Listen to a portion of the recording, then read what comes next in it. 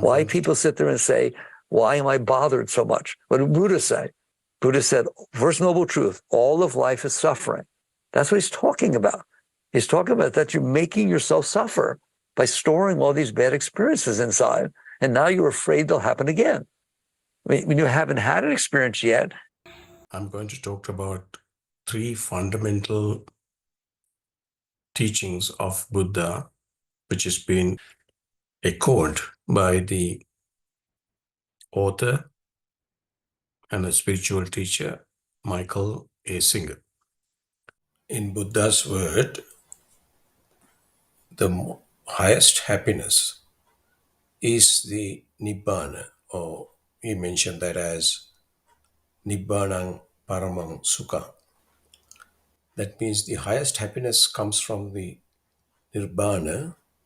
In other words, that if you really understand or comprehend this changing nature in this world as the dukkha, or commonly used word is suffering or the miseries, once you really comprehend that, you would be liberated from those ideas, concept. By doing that, you will reach the highest happiness in this humanity. So that is what the real definition of this word nibbana and the enlightenment that we refer to as the supreme happiness. So I came across that Michael A. Singer is discussing this similar principle with his own experience using secular examples, which might be more closer or the listeners. So I wanted to play that his explanation and connect with the Buddha's teaching and what Buddha has mentioned about this supreme happiness and the obstacle to that, which is actually known as hindrances, and the way to eliminate or eradicate those hindrances, which is Buddha's term, that is the samadhi or the awareness. Or by uplifting your awareness, or rather arousing your awareness, which is been delivered as a separate discourse by Buddha, which we have discussed before, that is the Satipatthana Sutra. So the elevating your awareness is the remedy for this unhappiness. Started with low-hanging fruit. I define low-hanging fruit as saying, if you let it go inside, there's nothing else to do. If you can handle the weather, there's nothing else to do. You're liberated, you're free. But if you can't handle the weather, that's something you did and it's going to bother you, and you'll tell other people about it and you'll complain about it. So this key to understand that it's not about getting what you want. It's about letting go of the disturbances you're creating inside yourself that makes it so you have to have things be a certain way to be okay, because you shouldn't need to have things be a certain way to be okay. So you start with the weather, you start with the driver in front of you, you start with, go to lunch, the serving isn't the size I want, okay, or it's not hot enough, or the waiter wasn't nice. Go on, ruin your lunch. That's what you're doing. Come on, look at me. You're just ruining all these moments of your life, and then you're wondering why life is so tough. So here's the Michael is bringing up that very core teaching of Buddha's, where Buddha mentioned that really it's the cause of this all suffering or all this distress or the miseries are that you are clinging and the friction.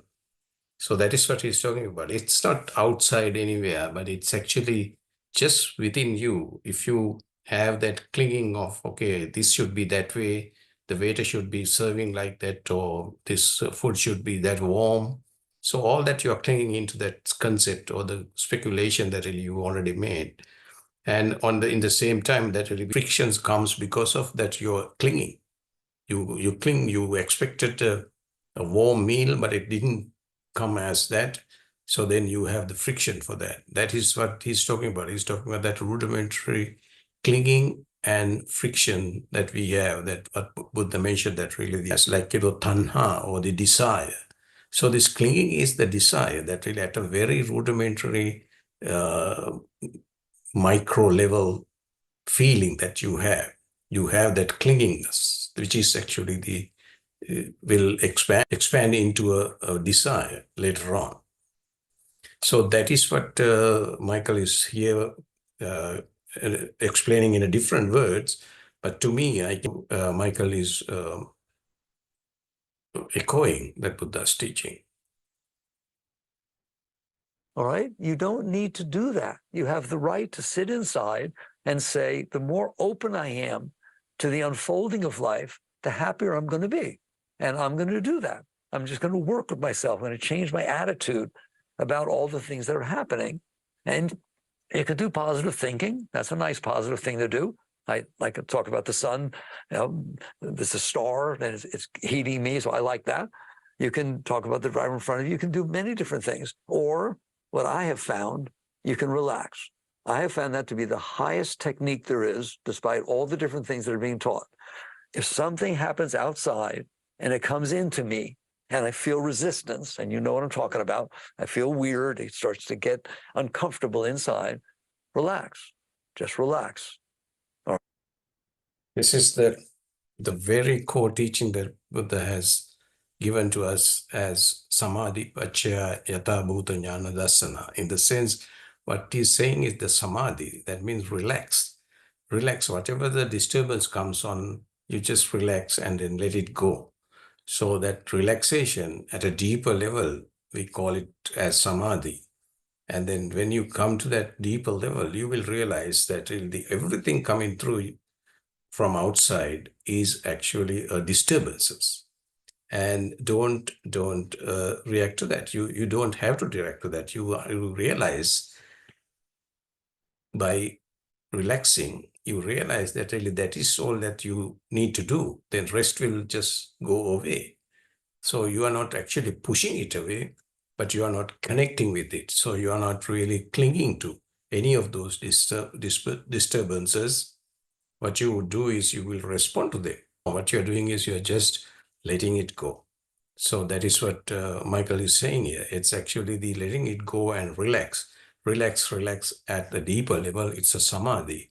That really your mind is so clear, and then you are dwelling in your awareness and responding to anything. You don't have to be isolated somewhere. No, you can actually interact with many people, but still you are not reacting to them. And then you don't have that friction that Michael was talking about, that disturbances. You will be calm, and then you will be really responding to anything happening around the world. Right? And people say to me, but the disturbance won't relax. Of course the disturbance won't relax. Disturbance doesn't know how not to be disturbed. It is by definition disturbance. You who experiences it, the self, the Atman, the consciousness, the witness, you can relax. From that point inside of you, behind, it's always behind. People ask me, why do I point back here? Because you're back here looking down at your psyche, looking down at your body, looking out at the mirror. The consciousness is back here. It's behind all of that. And the consciousness does not have a single problem. The light doesn't care what it's shining on. Do you understand that? Yeah, here that actually he was giving a very good point, saying that the disturbances, by definition, disturbances are there. The only thing is that you are reacting to them. That is why you get disturbed as well. So what he's saying is that once you relax, and then once you live in or dwell in your awareness, or if you have that samadhi, or that level of awareness, you are just like sitting behind your body and mind as well. He didn't mention the mind, but I mean, my experience, I do understand that what he meant was by even from your mind, you are not conceptualizing anything, but you are sitting behind your body and responding to them. So that is what. So the things happening outside, you can't avoid it, but you can actually not to react to them.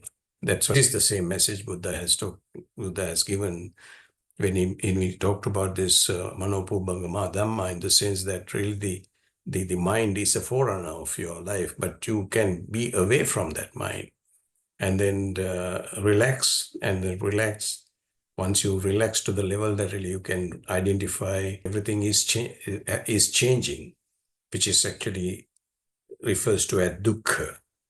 So once you realize that you can respond to everything rather than reacting to it. Okay, because China's something ugly, something beautiful, something old, something young, something broken, something new. It doesn't matter. The light is just light.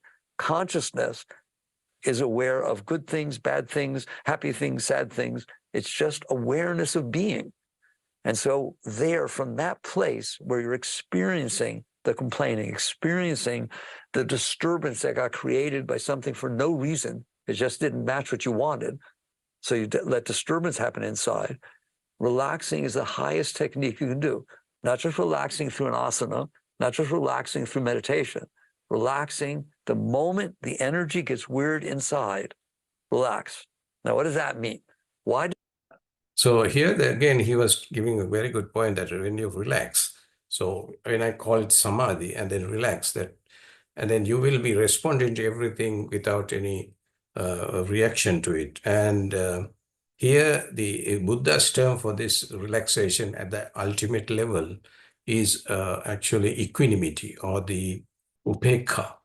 That upekkha is the ultimate result of your samadhi. So you just like earth or light, like uh, Michael was talking about.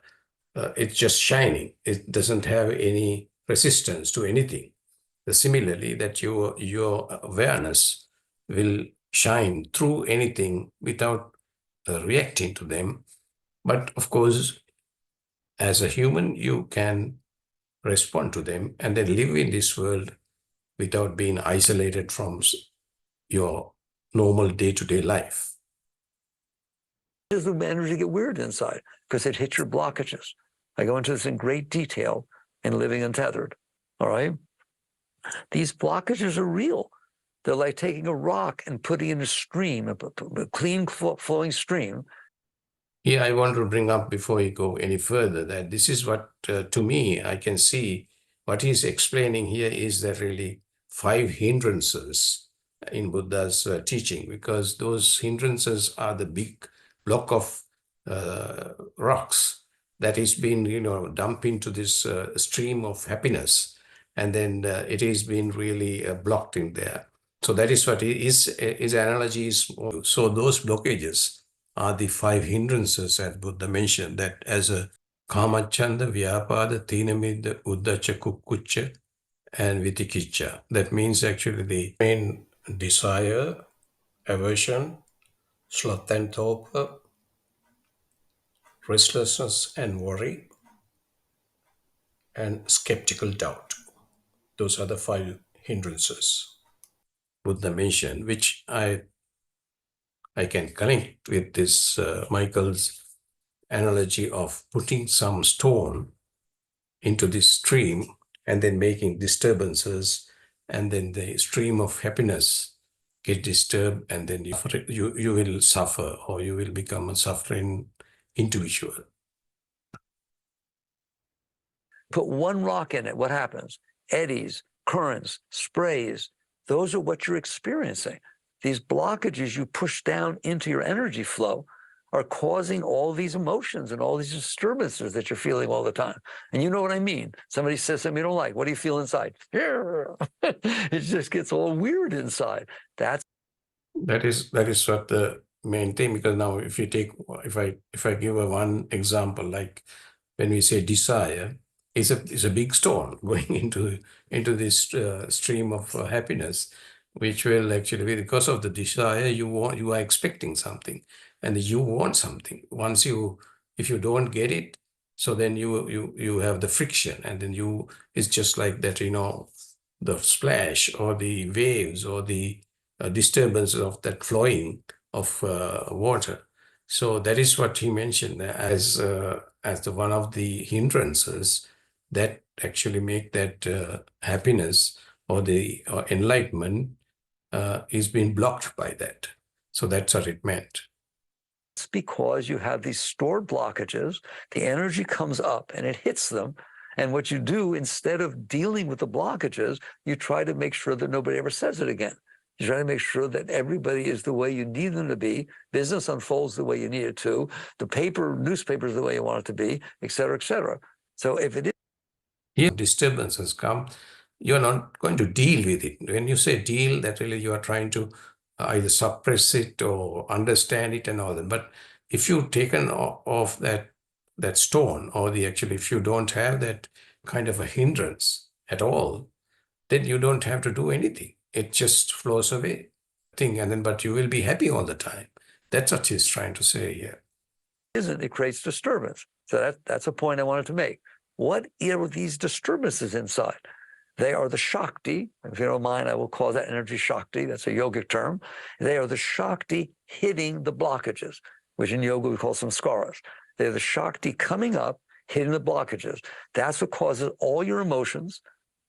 Anger is energy coming up. It starts to come up and it gets blocked and it wants to shoot out, okay? All of these emotions, all of these disturbances are caused by the blockages.